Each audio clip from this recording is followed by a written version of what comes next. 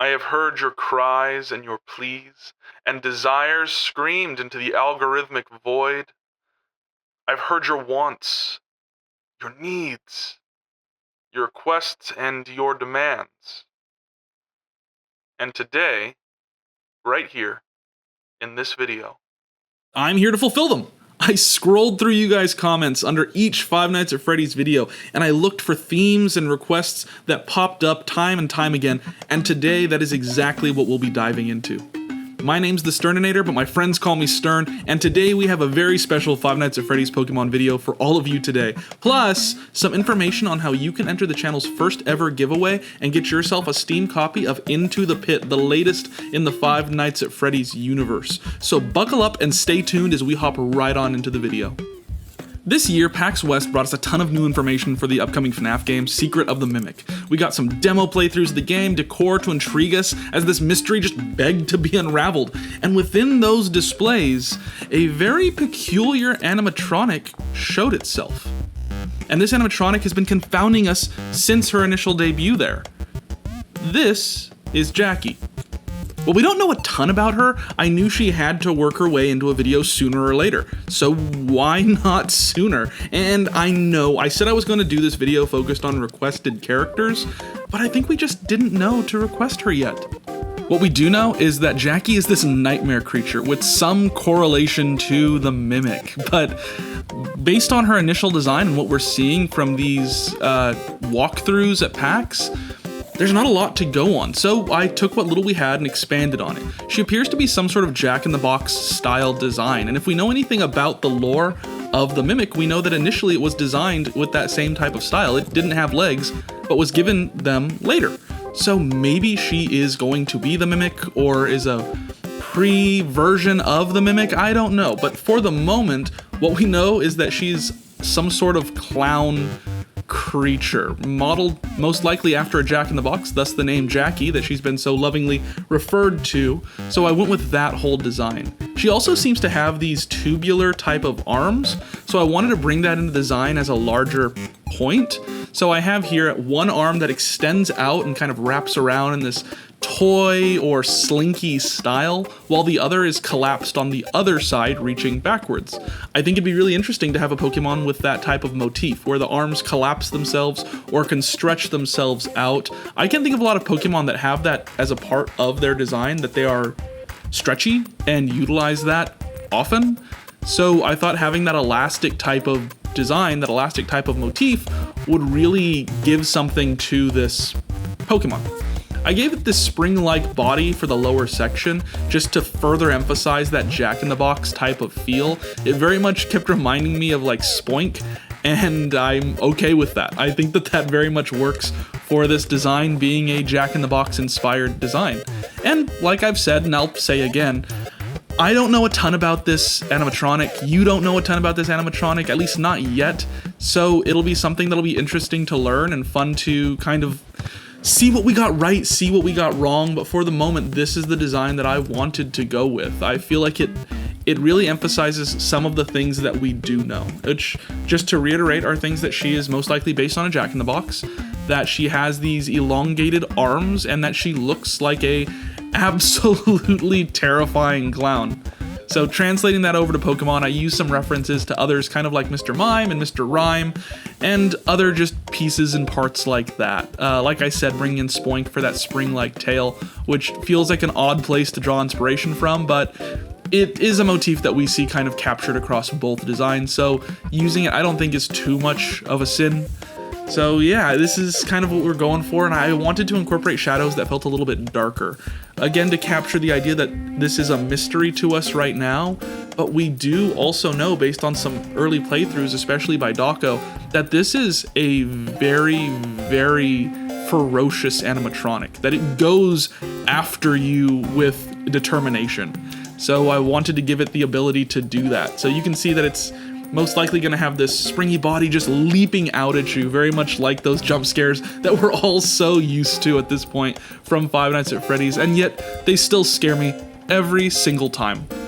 And so here we have Patarime. The name is a mix of terms like pantomime, a paddock, which is an area where something can be locked away, and rhyme. Not rhyme like Mr. Rhyme, but rhyme like a children's rhyme, a nursery rhyme. This very much emphasizes the idea that I see in it, very much taking the place of that sun and moon daycare attendant type character. For the shiny, I will admit I kind of phoned it in. Being that this animatronic is a full-blown mystery, I just went with different clown colors. I made it a dark fairy type because that seems to fit that creepy clown aesthetic with fairy tales and just being dark. It's something that kids love and something that they're terrified of, kind of mixed together. I had its height be something that's kind of small, so you can see it's actually a little smaller than the player character, but the idea is that Spring extends to make them just gargantuan, towering over you, so they can go from being super friendly, super lovable little clown type character to an absolute nightmare. But now let's hop into something that I know you came to see, something that has been highly requested since I first started this series. In Security Breach, there comes a point where we reach one of the endings of the game where we fall down below Roxy's Raceway and we find the old Freddy Fazbear's Pizza Place, the one that burnt down in Pizzeria Simulator. And within the walls and confines of this space, we encounter a creature so vastly different from anything that we've seen before, a monstrosity, an amalgamation of all of the sins committed by William Afton, and that thing is the Blob. The Blob is this combination of so many various aspects that we've seen throughout so many games, and to be honest, is one of my favorite characters. There's not a lot going on here design-wise, and at the same time, a ton going on. So it was one that was going to be really fun to turn into a Pokemon. And with that, let's go ahead and hop right into it, because you guys have been requesting this one. I've been wanting to do it. I just haven't had the energy or time to make it something that I thought could really be worthwhile until now. I honestly didn't know where I wanted to go with this. I started out just kind of sitting down and saying, I have to make this happen. This has to become a Pokemon. It's been requested. It's something that I've wanted to do. It is the ending of an era, if you count Security Breach in that era. So I had to do it. So I went in, I drew some basic shapes. I knew that I wanted it to be this long, almost segmented body. I kind of loosen up those and round them out just a little bit as we get further into the design. And I also didn't know what I wanted to do in regards to the other Fakemon that I've created. Being that this is a combination of various different aspects of multiple different designs, how do I incorporate those? How do I encapsulate those in a way that feels satisfying? I don't know. I ended up just going with something that I said, I'm just gonna make a design that I like, something that I enjoy, and I'm gonna bring in some of that Gigantamax energy to it. I didn't want to make it a Gigantamax because, quite honestly, it's not one of my favorite gimmicks, but I knew that I wanted to capture that type of energy. It had to feel big. It had to feel larger than life, massive, towering over you. If this was going to be the combination of so many different aspects, not just of the Five Nights at Freddy's games, but of the Pokemon that I've been designing, it had to feel monstrous. And luckily, that's what the Blob is. So I started by creating these plumes of refuse, of just garbage. I looked at Pokemon like Garbodor and its Gigantamax form. I looked at Pokemon like Muck and how they handle this motif of being made of trash, made of just so much and so little all at the same time. I also wanted to bring in some aspects of the designs that we've done already without kind of overburdening myself of getting absolutely everything. I brought in the tendrils of the Ennard design that we did, and I brought in the face of the Molten Freddy design that we did, and surrounded all of that with this tornado of just garbage. Within it, the crystals and gems that we see across various different designs that we've done, including the ice crystals that we see on our Circus Baby design from just the last video, and encapsulating all of that together. It was a ton of effort, a ton of work, and a ton of just different aspects that I went to, trashed, came back to, kept, changed, deformed, reformed, and I think all of that really exemplifies the concept of this character, the concept of the Blob, which in my research I also found out is sometimes called Tangle. I actually wasn't aware of that, but it really allowed me to search up a lot more things for reference once I realized that some people, I guess, call this thing Tangle. Who knew? But besides all of that, this was a fun design. It was one that I'm really, really happy with. And while I'm here, while I'm talking about all of the effort that goes into these videos and into these designs, planning them out, editing them out, rendering them, and then exporting them, everything in between, I do want to remind you that I do have a Ko-fi, I have a Patreon, places that you can support me. Those have both been growing exponentially, and I'm super grateful for all of the people who have come to support me through those different ventures. You can also find us on the Discord. That's a fun spot to go. We've had a lot of discourse going on over October video ideas, what we're gonna work on next, Pokemon rumors, and just all sorts of fun stuff. It's a great community. We play a lot of Poke 2 and capture a ton of Pokemon, so feel free to head over there and check that out. The link is down in the description. I would love to see you in the Discord, and I'm sure a lot of our other people there would as well. We're always super welcoming and always super excited to have so many people there. In fact, being that we just hit 200 members on that Discord, we're gonna be holding a giveaway for the new game, Into the Pit. So I'm gonna be giving that away through Steam. I have information there on how to join that giveaway and how to potentially win that game. It's one that I honestly, personally haven't played yet, but I hear a lot of good things. I'm very excited to hop on into it. But for the moment, we're gonna get back to the blob. I wanted to give it some very atmospheric lighting and give it some things that just broke the rules of what I've been doing in my designs, but also just kind of felt right. Like that gradient shadow that I don't normally do in these designs, but felt really, really worked here. And so meet our long sought after amalgam, bringing together the terms amalgam, which is a combination of several things, and grim, just for that dark and atmospheric vibe. I gave it the normal type. I know that that's what a lot of people are gonna attach onto and ask why. Well, my reasoning is this. I do not know what typing to give this thing. Maybe it has an ability that changes it, maybe, I don't know. But the thing is, all of the animatronics that make it up are so vastly different that I didn't know what to do for the ability. So I'm laying that on you. What ability should this thing have? What type should it have? Give me some descriptions, as you often do in the description down below and in the comments down below, I should say.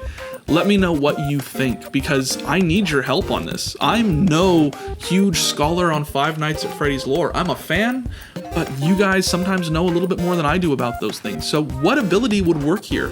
What ability could you make to make this function?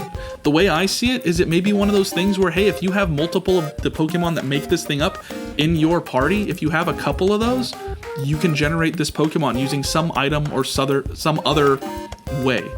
But that's what I've got. Let me know in the comments what you think we can do with the blob or Tangle. I prefer the blob. I think it works a lot better, really captures that horror vibe.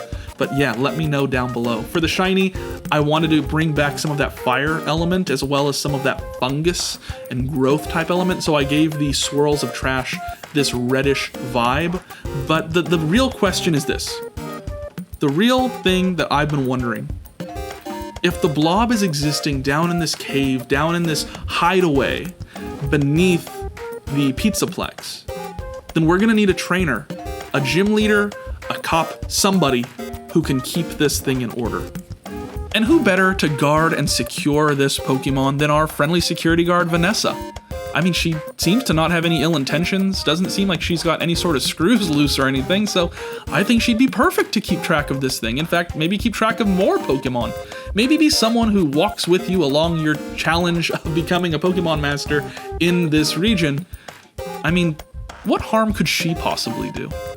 Vanessa's also been highly requested by a ton of people in the comments, and so it's one that I wanted to take hold of and say, okay, let's go ahead and introduce this character to this world. If you recall in our first video, I introduced our Pokemon champion, Markiplier, and I introduced our Pokemon professor as Matt Pat, and I've had a ton of people requesting different characters from the franchise who would work for different enemy types, NPCs, trainer types throughout the region, and I agree with quite a few of them. People like Henry Emily as an engineer. We already have William Afton as the potential enemy team leader. I say potential. We all know who he is. We know what he's about. You know, other characters that people brought up, maybe Gregory as one of our protagonists. I don't know. I think it'll all be fun. I think it'll all be fantastic. The difference is time. When are they going to appear in a video? And I'll say this, I'm not done with doing these characters yet. They're just way too much fun, and you guys seem to love them. So why would I stop now? it seems like every time that I want to take a break or decide, maybe I'll hop on something else instead of Five Nights at Freddy's for a little while, I have to come back and do these. Not because I have to, I shouldn't say that, but because I want to. Again, they're a ton of fun, and every time that I walk away, it seems like I always come back. You guys have all done such just a wonderful job across the Discord and comments of showing the appreciation for this series, and that brings me a ton of joy. In fact, one person that I want to shout out again for their amazing work that just continues to be super insane is Scarvis. You may remember a couple videos ago I actually mentioned that Scarvis did a full 3D rendering of our Pokemon Springrab based on Springtrap. Well, back at it again, coming out of nowhere, popping out of the woodwork, they decided that they wanted to take the pre-evolution plusher and turn that into a 3D model as well. And oh my god, I am blown away by the talent that Scarvis and the rest of you guys all have towards this stuff. I get a lot of fan art in the Discord, and I want to do a full video where I kind of just go over some of the fan art and some of the stuff you guys have been working on, as well as some like drawing tutorials, which I've heard people asking for. But this is amazing. This is great, and I love it, and I'm so happy. Thank you, Scarvis, for the support, and thank you to everyone else who kind of sees these and is like, I want to be a part of that, because I love having you guys here. You're like a little family. So thank you guys so much. Let's hop right back in and see how the perfectly normal and regular Vanessa is doing. So I decided for the pose, I wanted to have her in her kind of investigative pose, kind of with flashlight out, in her security uniform, prepping to just kind of go on patrol, and I am happy with that design. I'm happy with that layout. What became kind of difficult was how to capture that security guard energy, because one of the big things that makes her a security guard, makes her easily to spot as one, is the word security across her hat. But in the Pokemon world, we use a different language. I don't know what it's called. And I was like, well, if I do that, it's really not going to convey the idea of security. So I just gave her a hat with a star. I don't know if it works, but I'm pretty okay with it. I also wanted to make sure to capture her hair and kind of give it that Pokemon vibe where it's kind of weird and wild and just asymmetrical. So I went with kind of giving her this flipped up hairdo that's kind of just an exaggeration of the hair that she already has. Made her ponytail really, really long just to give that elegance type of vibe.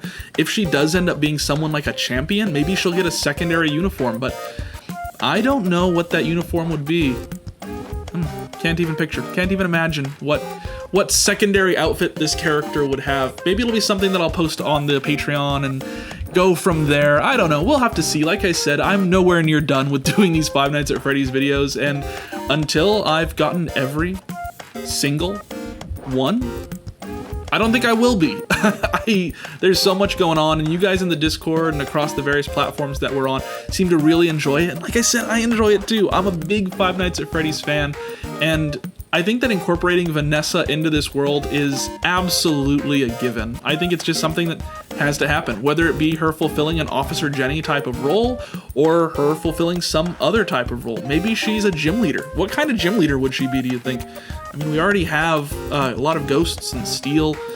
What would she really have? Would she have a type of Pokemon? Or would she have kind of a Pokemon that has a gimmick exclusively? I don't know. I'm very curious what you guys think. Maybe I'm laying it on too thick that I rely on you guys for a lot of this content, but I do. And I love getting to converse with the community. So giving the opportunity of, hey, let's do this together, that's always what I'm going to default to.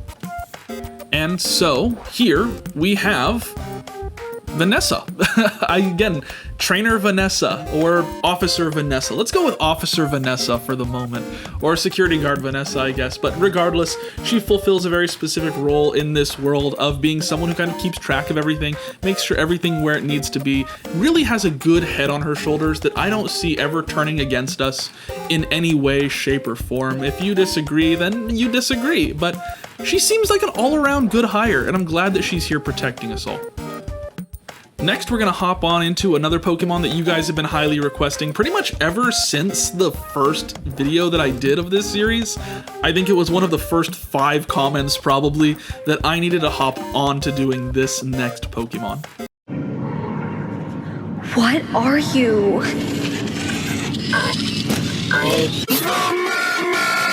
Gotta be honest, the Mimic is not one of my favorite animatronics. not a lot there that I understand. Sure, I know that if I read the comics, I'll understand a little bit more, but the games themselves seem to be diverting from the comic storyline as a whole, and the books have some stuff that's maybe being tied into some of these aspects, and Steel Wool knows what they're doing. We've seen that in Security Breach, but it is so much going on to maybe understand the future of the games. Possibly, if they don't change anything and don't move away from this character that was introduced in the comics, I don't know.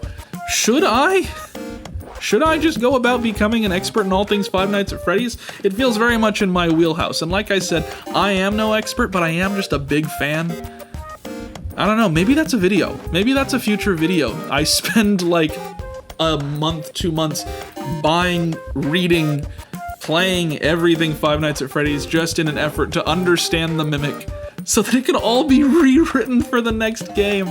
I don't know, but regardless, you guys have been asking for it, so I knew I had to get to it. It wasn't one of those ones that I could just ignore and pretend I didn't see. The calling for this thing has been so strong that I knew I had to get to it. And kind of bringing that to life, it turned out to be really difficult. It's very human, very, very human, and that is hard to capture in Pokemon aesthetic, I think, very often. So it feels a lot more like a UB, but even at the same time, if I make it a UB, it's not an alien, at least as far as we know. New games will unveil new information, but it's not an alien. It's not from another dimension. It's not out of this world. It is very much man-made. If anything, the Mimic as a whole is the least fantastical of the Five Nights at Freddy's characters. There's no ghost association. There's no spirit association. It doesn't run on Remnant, at least as far as I know. I could be wrong about all these things. Like I said, not an expert, but it's very grounded.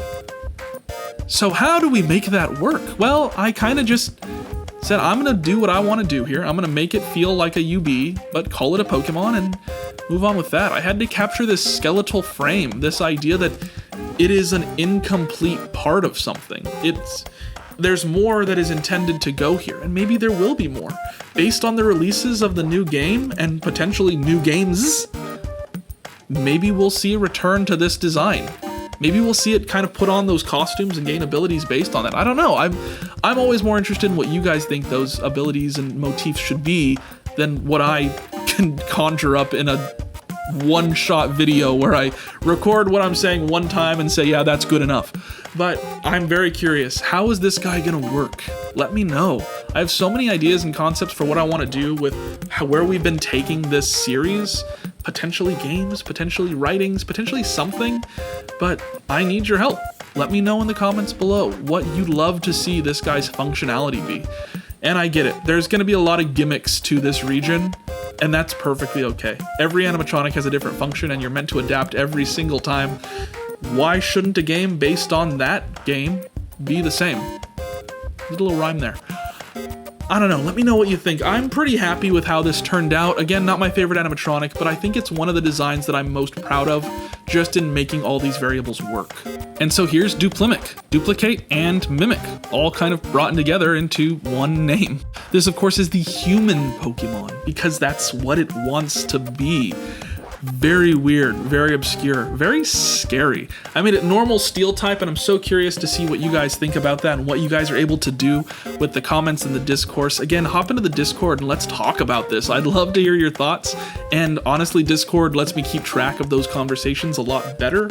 So if it is something that you're like, I'd actually love to see this happen outside of just a cool idea, come to the Discord. That's what we're there for. For the shiny, I wanted to capture this rusted and ruined look that also incorporated some of that paleness of bone, moving away from that metal and gray steel to something more akin to bone and rust and decay, and I kind of just made Groot. That's fine. That works, I guess. But here we have Duplimic. It's one that I'm pretty happy with. I love the way that the eyes worked, and I love the way that kind of the shape of the body mimics a Pokemon, mimics a human, and mimics something entirely unknown. For the last Pokemon, I'm not going to bore you with the drawing process of this one because it is, once again, just one of the Remnant Pokemon that we did, but I do want to show you what we did with our regional Rotom, our variant Rotom. If you recall in our last video, I introduced you to Revenim, our variant to Rotom, and how it has the same types of abilities but uses ghost energy rather than electrical energy. So I wanted to give it a body to inhabit. So here we have our Candy Cadet type of body. It is Revenant Cadet form, the Remnant Pokemon still. Its stats are mostly the same, except for in this form it's going to get a higher defense. Reasoning because we love Candy Cadet. We don't want to see it die. We don't want to see it faint. So it's going to exist for quite a while. It's also a sturdy design. I went and gave it these energy-like spinning wheels with these claws very similar to Candy Cadet's coming out. It has kind of that bubble dome head thing, kind of similar to a candy machine or a prize ball machine that we've seen as well. Really incorporates that Candy Cadet type of vibe, and it's a design that you guys have been asking for, so I thought I'd include it here. In future videos, I'd like to do more of these, other shapes and sizes and designs that this Pokemon may inhabit. But for now, we have our Candy Cadet. Let me know in the comments who you think should be next for this Pokemon to inhabit. What should be the next shape, size, determination? I've heard a lot of stuff like arcade cabinets, security cameras, fortune teller booths. All this stuff is great, but I want to see what else we can come up with. What other things can we incorporate so that we can create a Revenant of every type? That'd be a fun video. I'm gonna take note of that actually. And while I take note of these new and exciting changes happening to this series, region, whatever you want to call it, and track down wherever it is that my new security guard keeps running off to, I don't know, she's getting a little weird on me, but it's fine. I'm sure it's all fine. I'm sure Vanessa's okay. I'm not going to bother you with all the Patreon and Ko-fi stuff. We talked about that throughout the video. Please join down in the Discord below. It's going to be in the description. Check out Scarvis for a lot of their work that's been going on. They have a YouTube channel as well. And until next time, it sounds like you know where to find me. And I will catch you in the next one.